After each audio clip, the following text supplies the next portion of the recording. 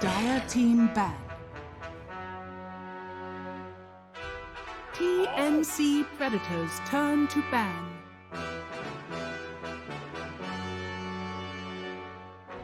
Dire team ban.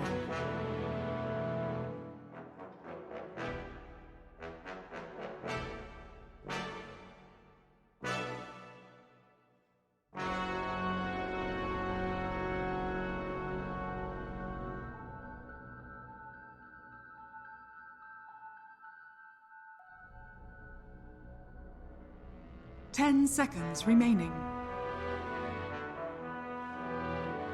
5 seconds remaining.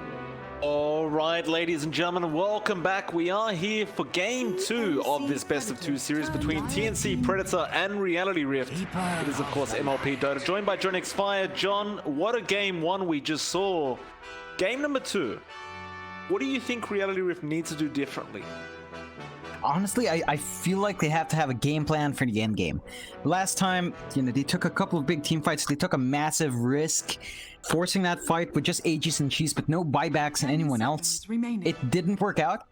And if they forced that fight a bit earlier, when the respawns were still coming out for TNC, when they had to risk their own buybacks, you might have gotten a bit more mileage from that point in the game.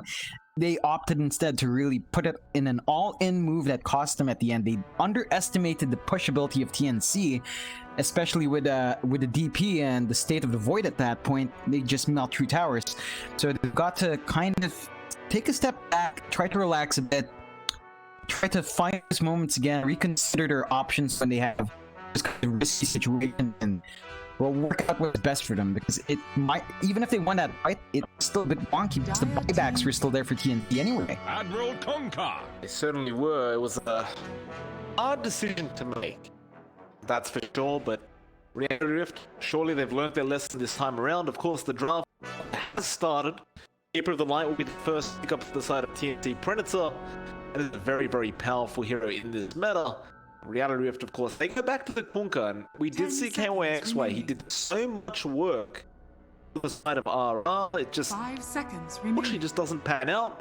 If he can have a similar performance this time around, perhaps, like you said, they have late game and it may work out in their favor. We'll see though, as they do steal the Lena off the Predator. And we saw how much work Tim did on the Lena, so it only makes sense that they just take it before he takes it back. Absolutely. So again, you have a lot of flexibility with this opening this time from RR.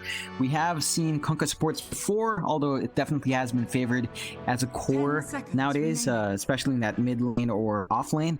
But you can definitely have that option. Lilina as well can be that core mid lane or support, and it's really flexible. TNC though, they go to that Abaddon, and this here we've seen so much of, especially earlier on, in the past few months. It's just a really popular support to have.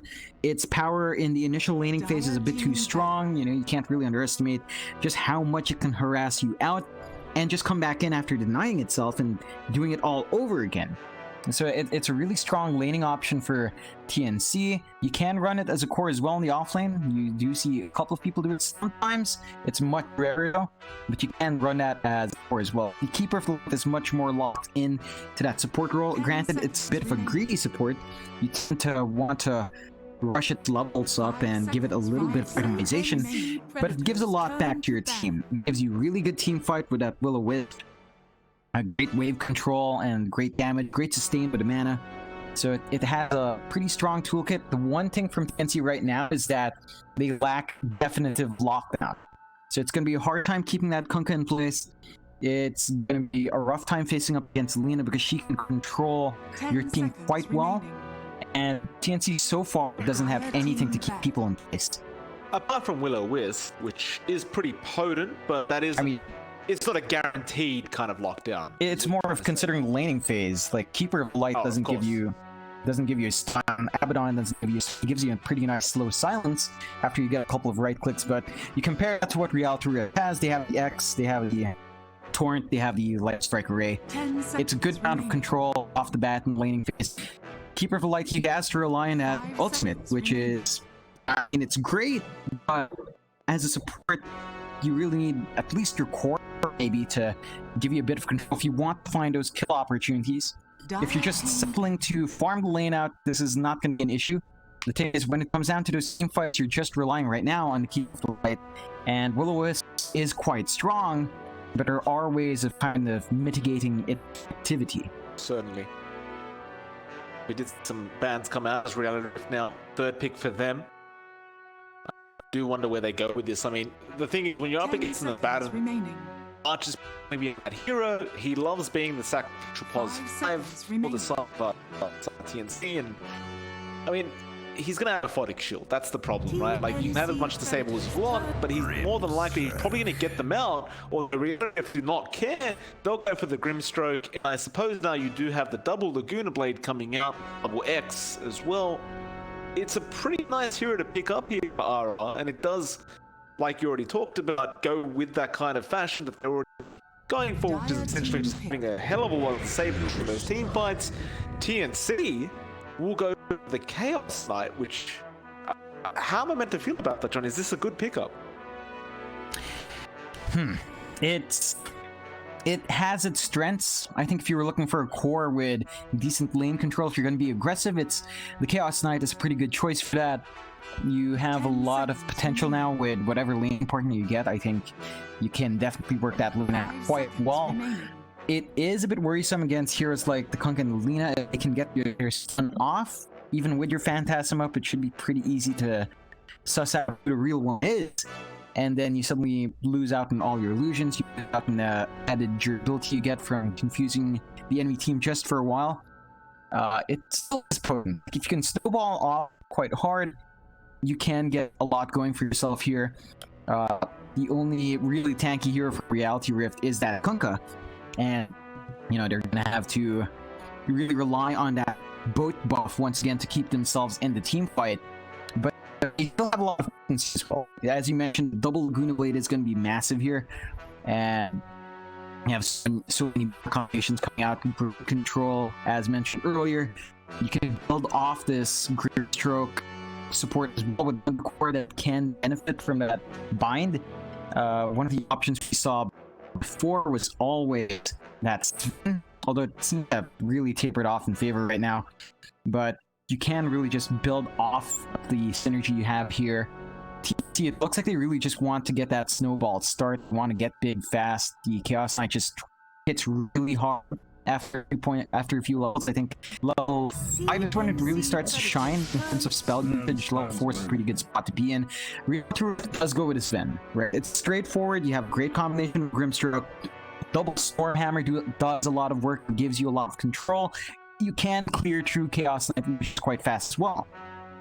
Not to mention the durability coming out from RR, because you've got the boat buff as well as Warcry now. So when the Chaos Knight Reality Rifts in on somebody, he may not actually get that one-hit potential with the Phantasm illusions anymore.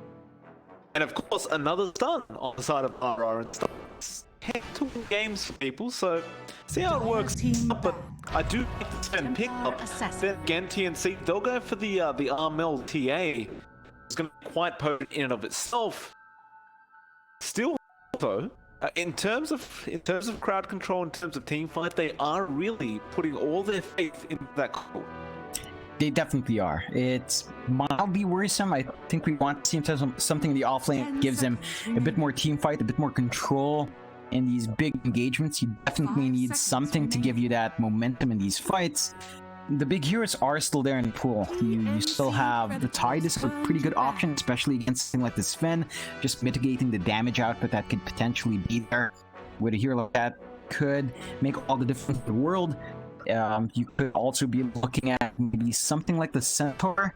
We have seen that hero really pop out quite recently, the past few months. I'd say quite recently, but it has been there for the past few months.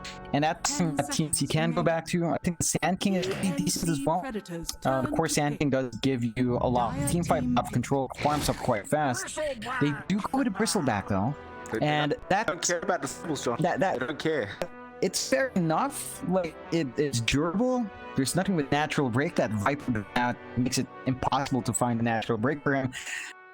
And minus armor is really good for Chaos Knight and Templar Assassin, so that nasal goo is going to be a massive amount of value, counteracting the durability that Reality Rift has. issue is, as we've been mentioning throughout this entire draft phase, is control. They really don't have great control outside of Will Wisp. So they're going to be relying on that one cell in the team fights.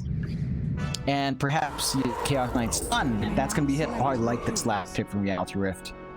The OD is immensely good here to double imprison. It's going to be really nice to break off any big team fights.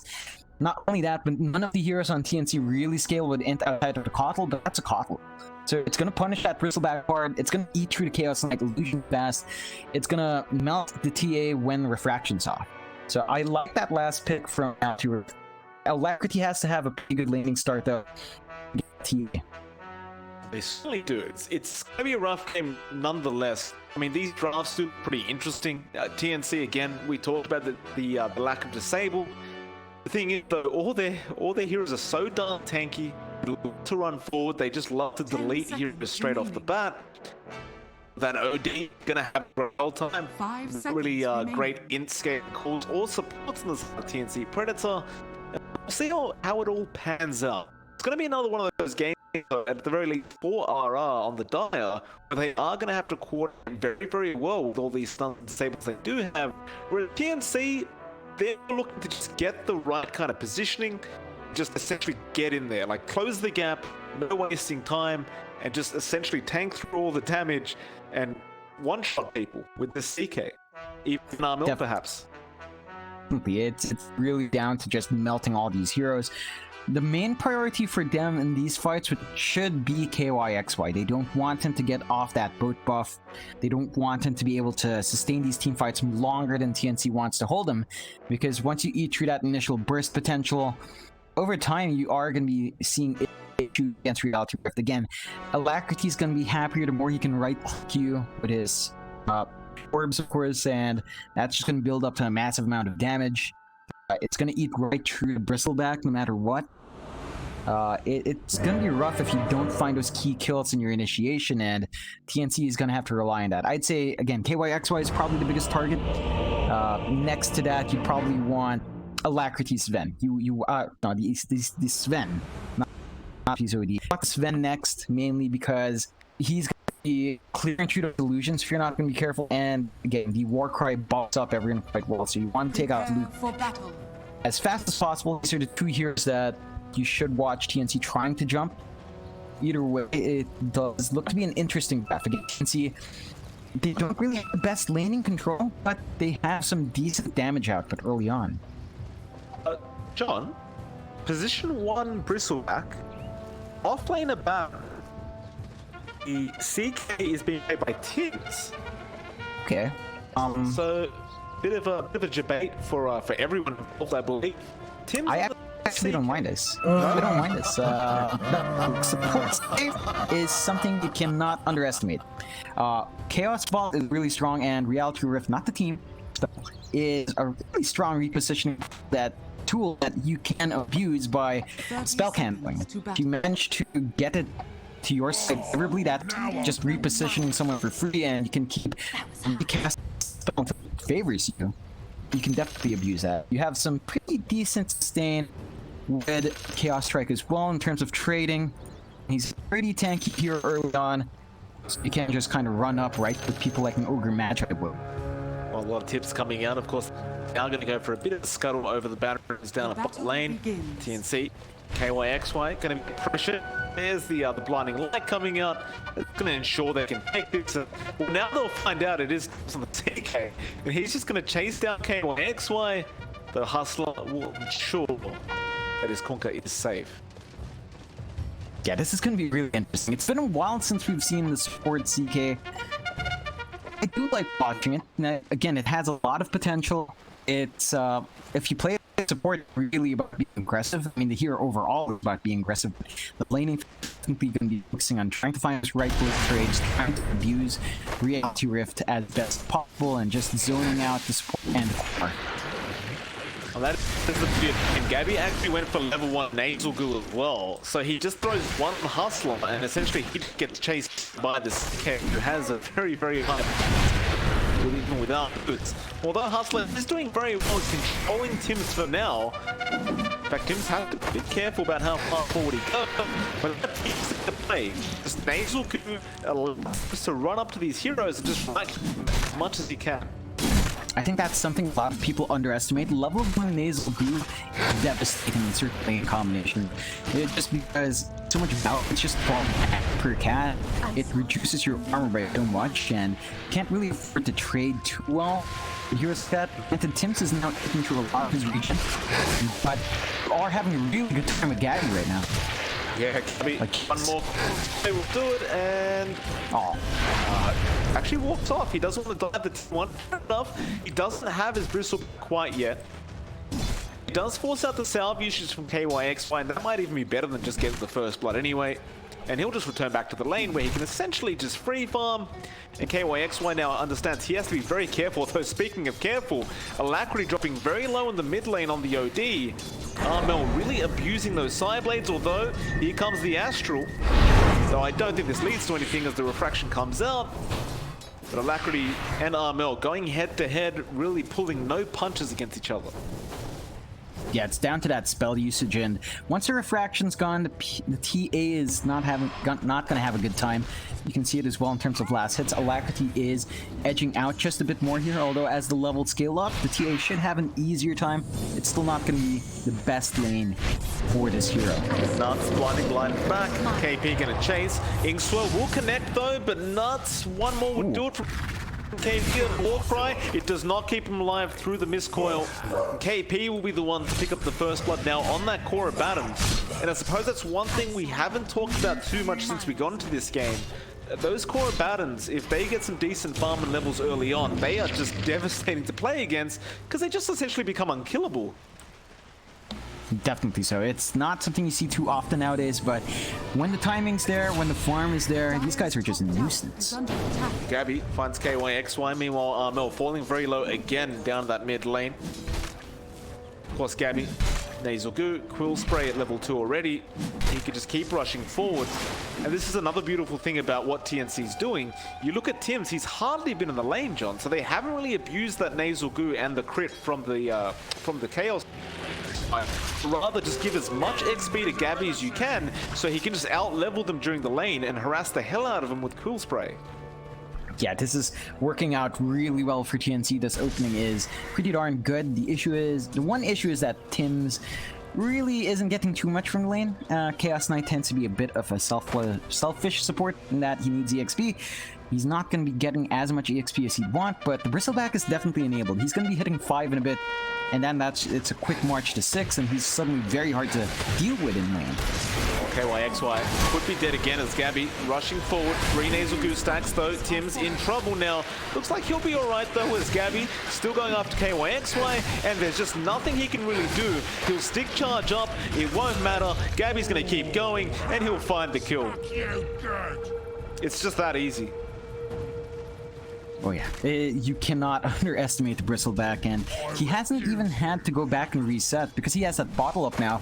When the bounty runes are up, it's going to be a massive priority for TNC on the bot lane to secure it, but it should be fairly straightforward when you have a Bristleback who's just very scary to deal with at level 5 now, at 4.5 minutes in, Mike. Well, I mean, he's 2 levels ahead of KYXY and the lane are being played by Hustler. Like, how do you contest this now? Like, 2 levels ahead, Cool Spray at level 3. I mean, it's just, unless Gabby's out of mana, there's just nothing you can do with this lane. And Hustler backs off, doesn't really realize Gabby has no mana, so there's not really a threat of dying. He will try with the LSA, but that's going to be 4 banner runes as well as that 5-minute mark going to TNC. That's a lot of gold. It definitely is, and again, they managed to find the bounties for Gabby, which is a big thing. So he gets some bot refills, he's going to have mana backup, and they can keep applying this pressure. The Hustler, there's just nothing he can do. He throws out the stun the best he can. Gabby, nice torrent coming up from KYXY, will save the day at the very least, and that will make sure that Gabby does not find his 3rd kill of the game. But Gabby will just get straight back to farming, and again, the Kunkka just can't do anything. He's just getting denied against constantly. He has no support now to protect, and if he makes one wrong step forward, he's just dead. Yeah, definitely. So the issue here for RR is that KYXY does not have that good start he did in game number 1. So he's not going to have his items up early, he's not going to have his levels up early. His impact is going to be very different compared to that first game, and that could make all the difference here for TNC. Meanwhile, you look over to the across the map March. He's been stacking some Ancients quite well, getting prepared for Armel. I mean, while the farm is still going decently out of RR in that mid and top lane, I don't know if they're going to have enough momentum in about 10 minutes up against this Bristleback and even this Cora Batten, or even Armel and the TA, just all of them just wanting to run forward. And look at Armel. All stacks to takes him very, very early on, and I'm not sure what he's thought, but something's on the courier, and it's just going to be brown boots for now, but you could bet your arm you'll get very, very fast Desolator or Blink coming out on this TA. Yeah, that's going to be really terrifying to deal with. Again, the 9's armor stacking on this team is massive. The Bristlebacks there, the Chaos Knights there. People are going to melt if they manage to get these fights started in their own terms. And for all the durability you have on Reality Rift's side, if they are split up and early on, you're not going to be forcing these team fights. It's going to be very easy to gank up these heroes. Yeah, meanwhile, KP is not leaving Luck alone. He's being chased down up as well, and KP's going to apply even more pressure now. I mean, help can come in, but he has borrowed time available, so now he's going to try and force the Shrine usage, and he does exactly that. And he'll just return back into the lane. Meanwhile, Nuts is going after Mark, probably in the time for his trouble, and to make matters worse, Armel will be the one to pick that up on the TA. That is the last hero you want to give kills to right now. Definitely is, and again, it's going much cleaner for TNC in this laning phase so far. 4-0, a 3K effort lead at around 8 minutes in. This is a very different start from what Reality Rift had in game 1, and it's a bit of a worrying sign. Granted, they have a lot of ways to play catch-up. The Sven in particular can just stick to the jungle and start farming up. I don't know if you want to play a farming game against a TA though. Like, Sven definitely can clear out just as fast. The issue is TA's power spike comes much earlier. Certainly does, and I mean, you look over Nuts, he's been stacking the best he can for Luck. So Luck will go and clear up these double stacks now that he has in the jungle. So that is going to help him escalate just a bit. But you mentioned Sven takes so much more to be as active as a TA can be early on, and we'll see how fast Luck can keep up. I mean, he is now 500 gold behind the TA. To make matters worse, there are 3 corks on the side of TNC at the top of the net worth board, which does indicate, as we already know, that they've pretty much won every single lane. And so Luck, he is going to be on some heavy farm for a while. Definitely is, and while all of that's happening, Nuts its jump at Alacrity decides to come in. Has borrowed time. I just don't think he dies here. They can try. He's going for the TP. Alacrity, can he get the Astral? What? No, he cannot.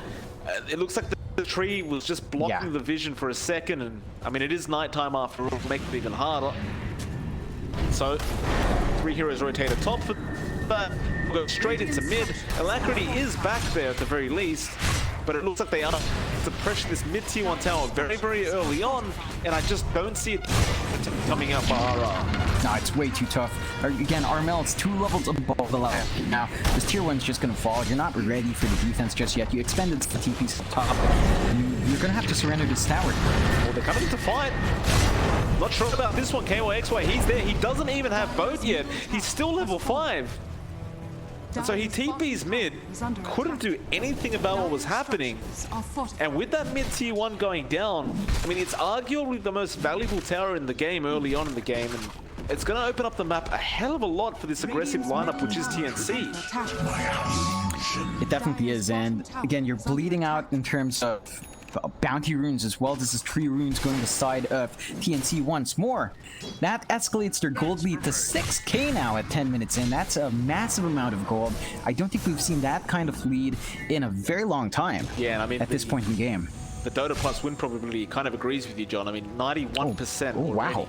At 10 minutes? Yeah. I mean, there's a blink tag on Armel now. You know what happens when Armel gets a blink on TA this early. Not a pretty sight if you are a Reality Rift fan. Look, I mean, you still have Reality Rift on the Chaos Knight at some point. It's gonna be out. and then it's going to be very confusing for us to cast, Mike. I suppose the fans will be happy either way. Some Reality Rift's winning. Top lane. You can see the, the caution here from RR. Like, top lane, they've got to group up as 3, and they've just got to stay there and give KYXY all this space that he needs. This is not the same start as he had last game, so the influence is arguably going to be a lot less. Not to mention, having 2 supports with him there is also going to leech a lot of that XP away from him that he desperately needs. Oh, Alacrity. Gets away just barely. And I guess that's what happens when you don't really have a stun. The only thing is, though, they're going to take a bot T1 tower. The top T1 tower's gone as well. So they found all three T1 towers by the 11-minute mark. Oh, nice dodge. KP now. Tim's gonna run in. We'll back off. Sorry, John, you were saying about Tim's. He just dodged that X both just quite well. You can't afford to throw it out on the CK. Granted, you force out the Phantasm there, but it's a support CK. He doesn't care about the Phantasm much. He's just going to use it to escape if he needs to, and he's not going to be too scared. At the very least, Reality Rift at this point is using this time quite well. They are getting a lot of space on Luck.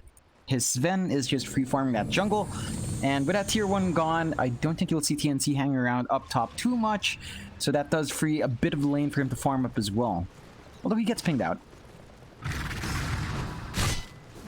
Just seemingly nowhere to farm right now for Reality Rift. Like, they're taking what they can get, but they've got to stick by those tier 2 towers now, so every time they push out a wave, suddenly they're just sitting there for 30 seconds with nothing to do.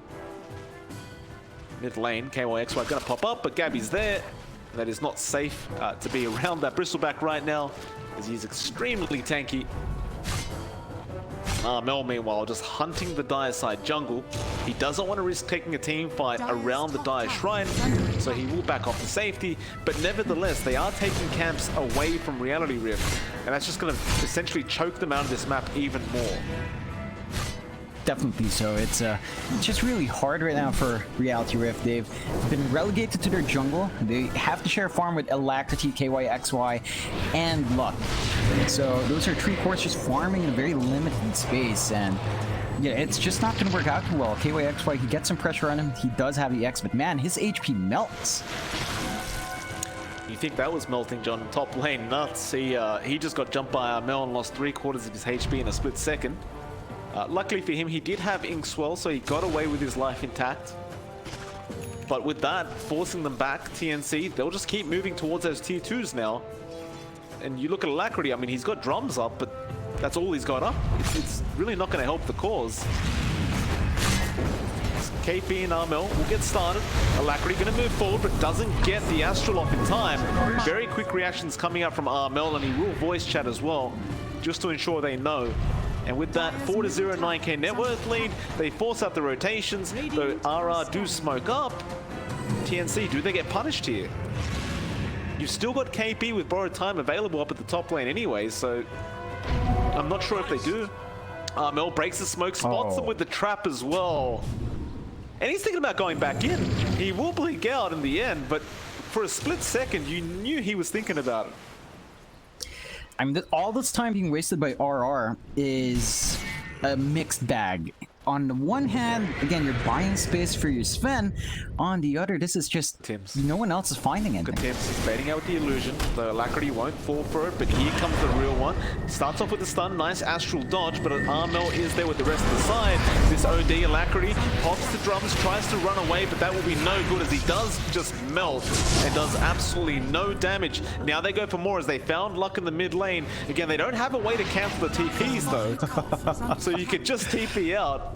And that's exactly what Luck does. Nuts. Looks like he was trying to check if there was a banner available.